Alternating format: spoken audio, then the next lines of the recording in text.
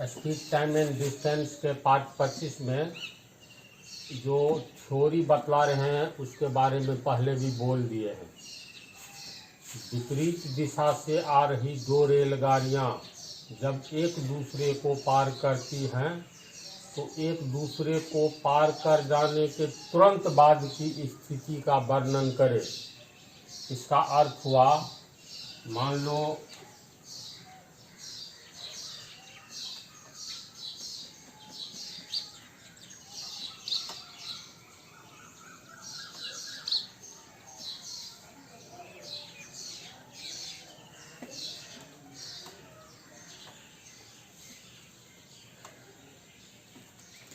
ये रेल की पटरी है, ये पटरी डबल करके है, कल्पना करो। और ये भी डबल करके, डबल लाइन नहीं गुजरता है।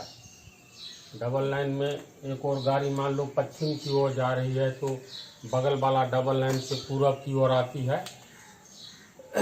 तो विपरीत दिशा से आ रही दो रेलगाड़ियां, मान करके चलो ये दिशा जो है पश्चिम है और ये पूरब है, ठीक है।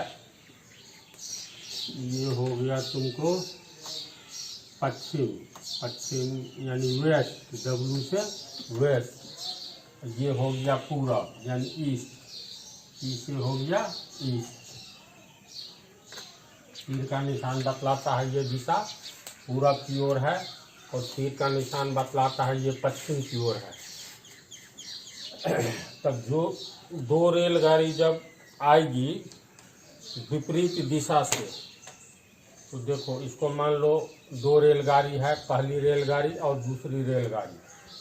तो ये रेलगाड़ी दोनों की लंबाई बराबर भी हो सकती है या एक की बड़ी और छोटी भी हो सकती है। तो कल्पना करो एक रेलगाड़ी इधर से आ रही है और एक रेलगाड़ी इधर से आ रही है। तो ऐसी स्थिति में देखो विपरीत दिशा से आ रही है, नीचे वाली पूरब की ओर जा रही है, ऊपर वाली पश्चिम की ओर जा रही है। अभी हम नहीं कहेंगे कि दोनों एक दूसरे को पार कर रही है, नहीं कर रही है। तो एक दूसरे को पार करने लगेगी तो इसका अर्थ हुआ ये रेड वाला पोर्शन इंजन मानो और नीचे में जो ये रेड वाला है इसको भी इंजन मानो। तो दोनों गाड़ी की इंजन का अगला भाग आमने सामने आ जाए, जैसे अभी चित्र में लग रहा है ना, जो अब आमने सामने आ गया है। अब देखो रेलगाड़ी एक दूसरे को पार करने लगी, दोनों अलग अलग दिशा में जा रही है, विपरीत दिशा में पार करने लगी। और अभी तो नहीं पार की, अभी भी नहीं पार की, अभी भी नहीं पार की है, नहीं ना। अब कहेंगे पार कर गई है, इसी बात। तो दोनों रेलगाड़ी विपरीत दिशा में जा रही है, जब एक दूसरे को पार करेगी तो इसका अर्थ हुआ ऊपर वाली रेलगाड़ी यानी पहली रेलगाड़ी का ये पीछे वाला भाग, ये जो है पीछे वाला भाग, और दूसरी रेलगाड़ी का पीछे वाला भाग, ये है ना पीछे वाला भाग जिसको हम अंत में रंग दिए हैं, ये आमने सामने आ जाए तो इसका अर्थ हुआ विपरीत दिशा में जाती हुई रेलगाड़ी एक दूसरे को पार कर गई। क्या?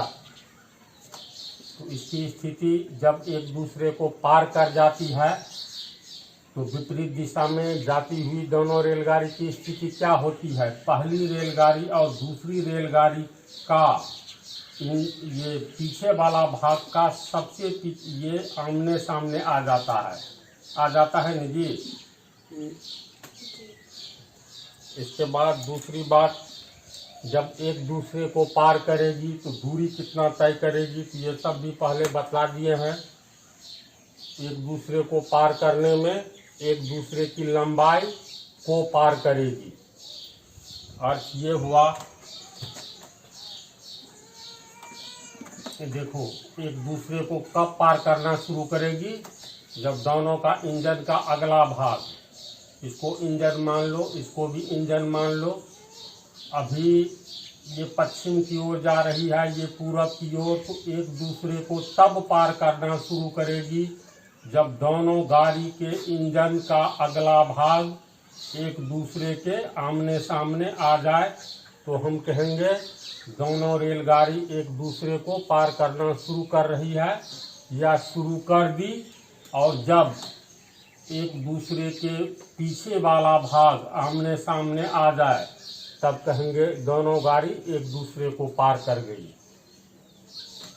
तो पहले इतना लिख लो, विपरीत दिशा से आ रही दो रेलगाड़ियां जब एक दूसरे को पार करने लगती है तब दोनों का इंजन का सबसे अगला भाग आमने सामने आ जाता है। देखो आमने सामने आ गया, और जब एक दूसरे को पार कर जाता है तो ऐसी स्थिति में दोनों का पिछला भाग एक दूसरे के आमने सामने आ जाता है। इसके बाद बतलाएंगे कितनी दूरी तय करती है, तो इतना को लिखो। देखो विपरीत दिशा से आने वाली दो रेलगाड़ियां, पश्चिम दिशा को ये तीर का चिन्ह बतला रहा है, ये तीर का चिन्ह पूरब की दिशा की ओर जा रही है रेलगाड़ी। विपरीत दिशा से आने वाली दो रेलगाड़ियां जब एक दूसरे को पार करने लगती है तो दोनों के इंजन का सबसे अगला सिरा एक दूसरे के ठीक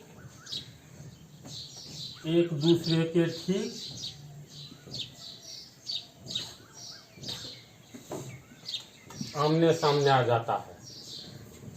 देखो तो पार करने की स्थिति है ना, ये इधर जा रही है, ये इधर आ रही है।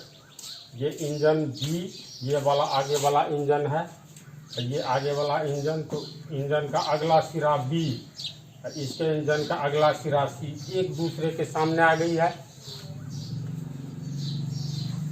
इस चित्र को समझ गया? जब एक दूसरे को पार करने लगेगी विपरीत दिशा से आती हुई दो रेलगाड़ियां जब पार करने लगेगी तो ऐसी स्थिति में दोनों के इंजन का सबसे अगला भाग, जैसे ए बी रेलगाड़ी का इंजन का सबसे अगला भाग बी है ना, और सी डी रेलगाड़ी के इंजन, ये वाला इंजन है, ये धुआं दिखलाई दे रहा है, ये भी धुआं, इसका सबसे अगला भाग सी, देखो आमने सामने आ गई।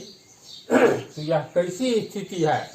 जब ठीक एक दूसरे को पार करने पर रहती है या पार करना शुरू करती है तो दोनों के इंजन का अगला सिरा एक दूसरे के आमने सामने आ जाएगी। इतना समझा? और पार कर जाने के ठीक बाद की स्थिति क्या होती है, अब ये देखो।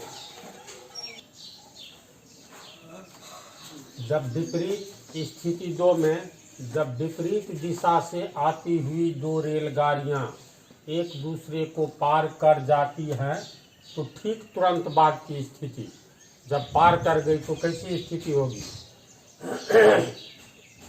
ये भी रेलगाड़ी है, देखो ये धुआं निकल रहा है, यानी ये इंजन है ना, ये दिशा दिखा दी, यानी ये पूरब की ओर जा रही है। इसमें ये इंजन है सीधी रेलगाड़ी का वेस्ट, ये पश्चिम की ओर जा रही है। तो पार कर एक दूसरे को पार करने का अर्थ क्या हुआ? ये सीधी रेलगाड़ी का सबसे पिछला वाला जो डिब्बा होगा बोगी, उसका सबसे अंतिम भाग ये है, और ए बी रेलगाड़ी का बोगी जो होगा सबसे पिछला वाला, तो सबसे अंतिम भाग ये लकीर लग रहा है ना।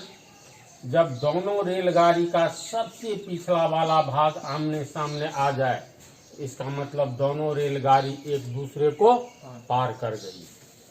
चित्र से स्पष्ट है? अब इससे अगली बात, दोनों रेलगाड़ी जब दो रेलगाड़ी विपरीत दिशा में जा रही होती है तो एक दूसरे को पार करती है तो कुल कितनी दूरी तय करती है? अगला पॉइंट, तो क्या होना चाहिए आंसर? एक ही दिशा में जाए या विपरीत दिशा में जाए, दोनों स्थिति में अपनी दोनों रेलगाड़ी की लंबाई को जोड़ दो। यानी अपनी लंबाई के योग के बराबर दूरी तय करेगी। कैसे, तो इसको उतारो तब बतलाते हैं।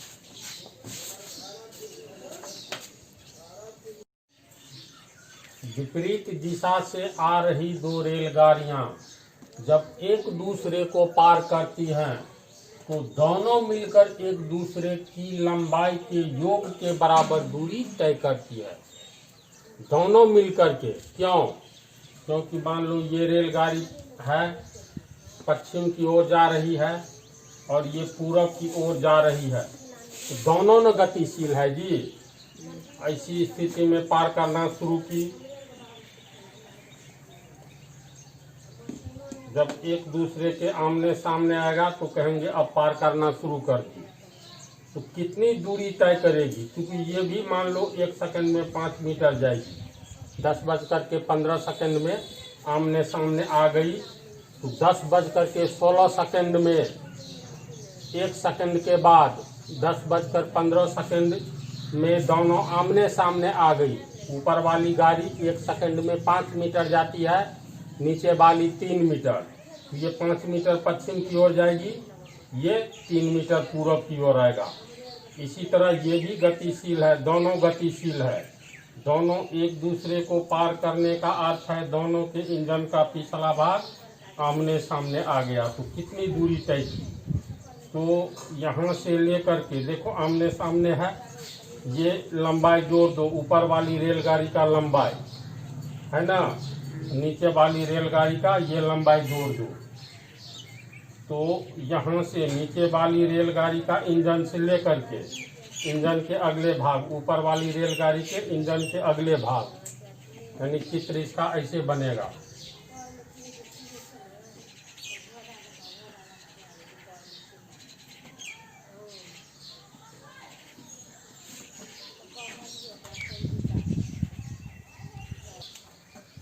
इस कंसेप्ट को अच्छा से दिमाग में ग्रहण करो।